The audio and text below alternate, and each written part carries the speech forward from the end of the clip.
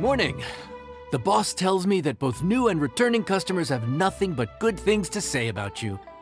I have to admit, I was a little worried about throwing you right into the deep end, but it looks like you've got what it takes to handle the day-to-day here. So it should be plain sailing. Well, just as long as we don't run into any extremely picky customers with unreasonably specific requests. Oh, have you had someone like that before? Of course! The worst are those old scholars who have barely cooked a day in their life, but think reading a stack of books on the topic makes them the expert. They criticize you for no reason, claiming your cooking method isn't faithful to the original, or that the flavor profile isn't authentic because you used an ingredient that wasn't in their beloved centuries-old version of the recipe. This is Wang Shuin. It does have the look and feel of a time-honored establishment. Oh, innkeeper! We'll have each of your signature dishes, please, as fast as you can serve them. The most expensive ones. Farzan! Oops, Madam Farzan. Oh my! Traveler, Paimon, whatever are you doing here? We could ask you the same thing! Where'd you suddenly get the funds to go sightseeing? And to order the most expensive things on the menu? I'm not here to sightsee.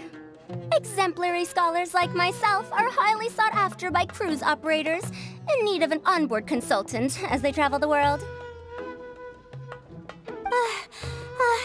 Madam Farzan, please, slow down. None of us slept last night. How come Madam Farzan still has so much energy? If she's really over 100 years old, I don't understand how she keeps going. It's all my fault. She's been like this ever since I told her I'd be paying the expenses. Layla! And Dory? Huh. Never would have bet on this combination.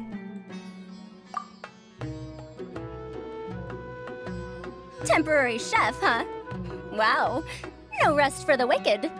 Well, if the chef here is trusting you to run his whole kitchen, then I've got no doubt we're in for some authentic Liyue specialties.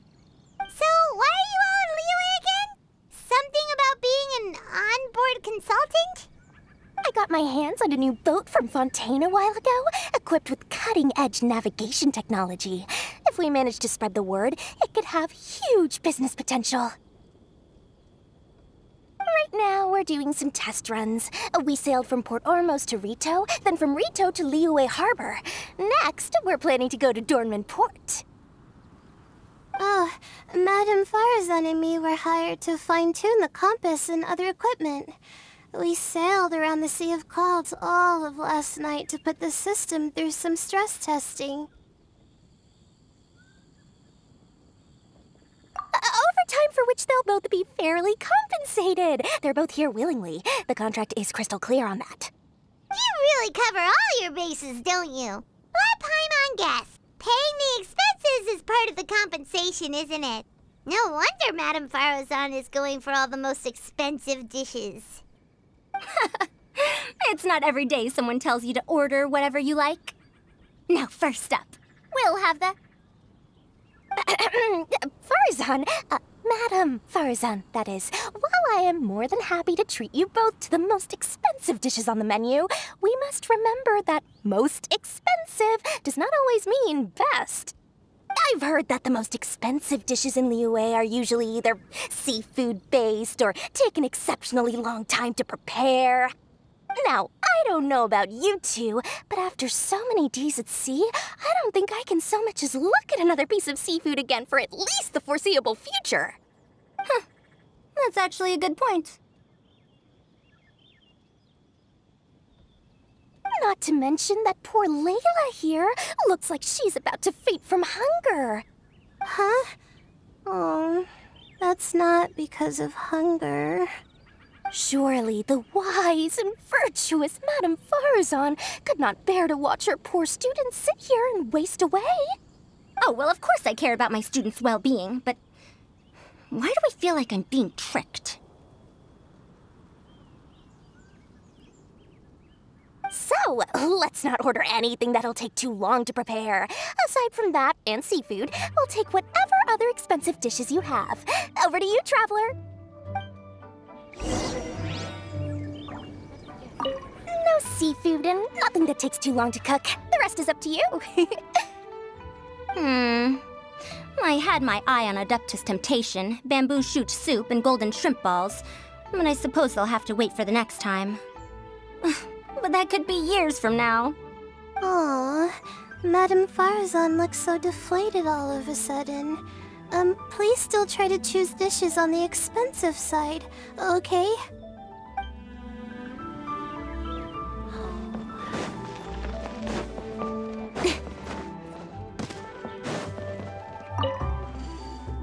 So, expensive, but no seafood, and nothing that takes too long to cook. That rules out pretty much our entire menu. Do these people get a kick out of being impossible to please?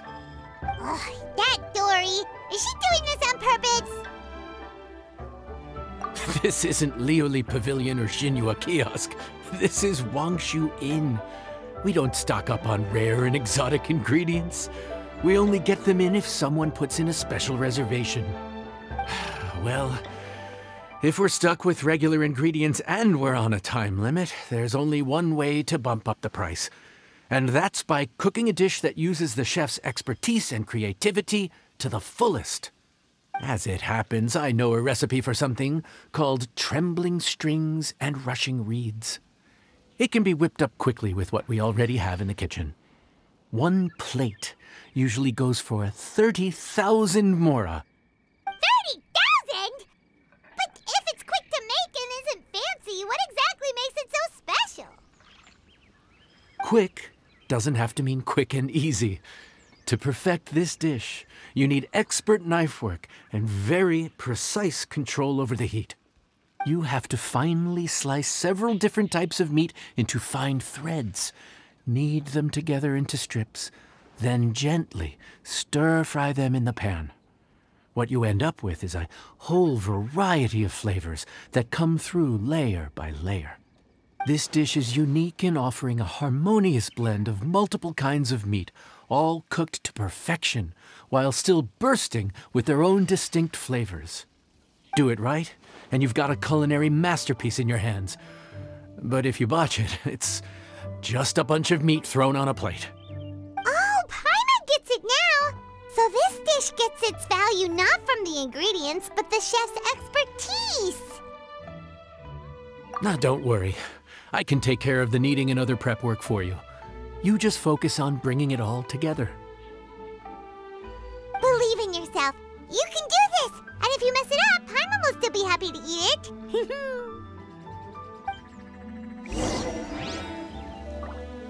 Legend has it that a master chef once made this dish from 5 different kinds of meat. It speaks to my lack of skill that I can only handle 3.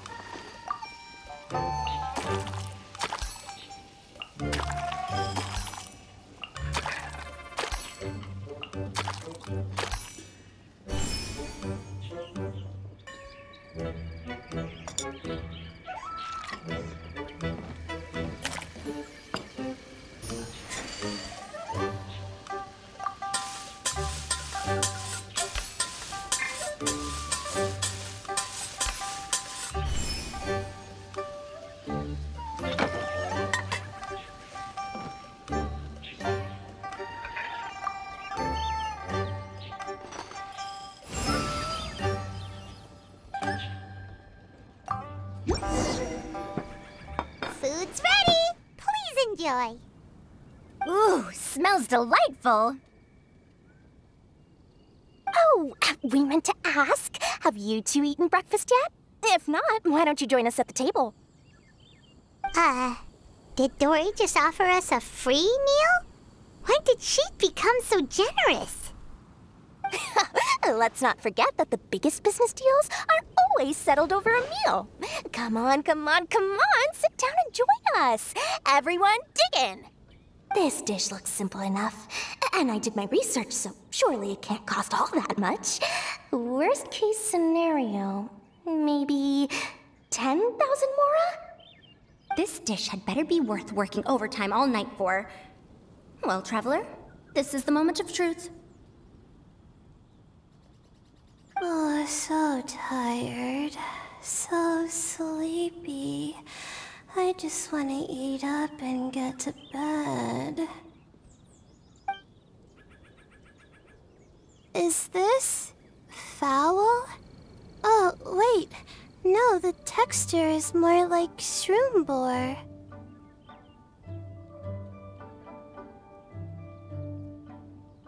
There's a different flavor in every bite. And the discerning palate might detect a hint of something smoked, too. Quite marvelous. How is this made? Ham? But I don't see any ham anywhere. Oh. Haha! So you've noticed. Yep, every single strip is kneaded from several different kinds of meat. Paimon and Yanxiao put in a lot of effort to make it just right.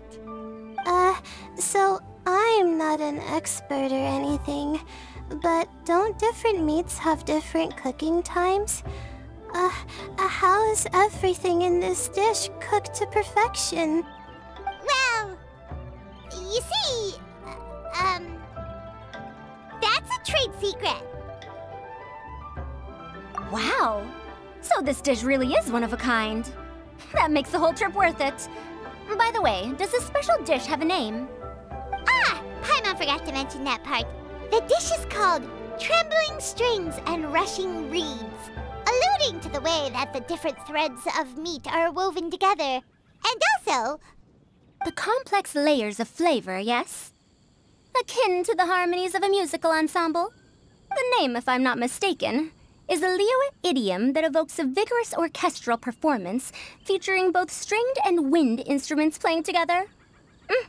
Quite an apt name for this dish. How did you know all that? Every student has to master at least 20 languages before they graduate. Wait, is that not a requirement anymore? Huh? Oh, that used to be a thing? Oh, Paimon almost forgot that you're also from Haravatat. So, anyway, how much does this dish cost? Oh, don't worry, not too much. That'll be, 30,000 mora, please and thank you. 30,000? About that, Paimon, traveler, I merely invited you to join us at the table, did I not? I don't believe I committed to paying for you. So, perhaps we could split the bill accordingly? Oh, Paimon knew it was too good to be true. Yeah, as a famous merchant, you've got a reputation to uphold. But every single mora matters, you know? All right. I'll just consider that the cost of learning about this dish. Once I'm back in Sumeru, I'll be sure to find someone to help me recreate the dish. And then I'll make it all back.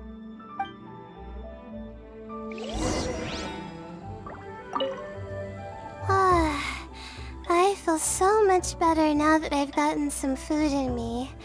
Delicious food really does wonders for one's spirits. My advisor said that young people shouldn't stay cooped up in the academia all the time. They told me that I should take the chance to get out and see the stars in other skies. Maybe I can think of it as my first internship experience. But it sure is exhausting.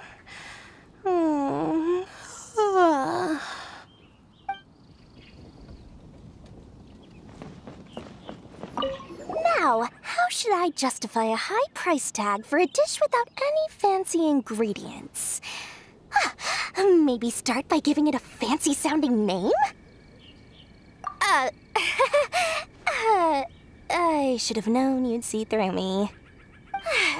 Everyone was exhausted and seasick when I made the offer last night, so I figured they probably wouldn't be able to eat all that much today. Well, you saw how that turned out. I tried placing some limitations on the order to keep costs under control, but you still found a way around my schemes. That's what I get for not thoroughly researching the market beforehand. Hey, you're not even paying those too much of a salary. Just treat them fairly next time and don't be so stingy. Well, yeah, but that's why Paimon's qualified to talk about this.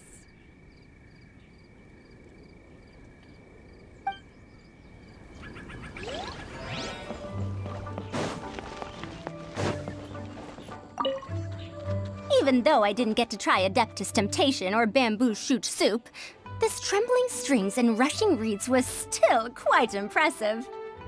Thank you for making it. Well, about that, even though newfangled contraptions are hardly my cup of tea, Dory's offer was quite enticing. She said that every time we stopped at a new harbor, I'd be free to go and pick out some ancient books at the market and bring them back to Sumeru. I couldn't resist an offer like that. So I offered to join for the lowest possible pay to undercut all my Ksharawar competitors.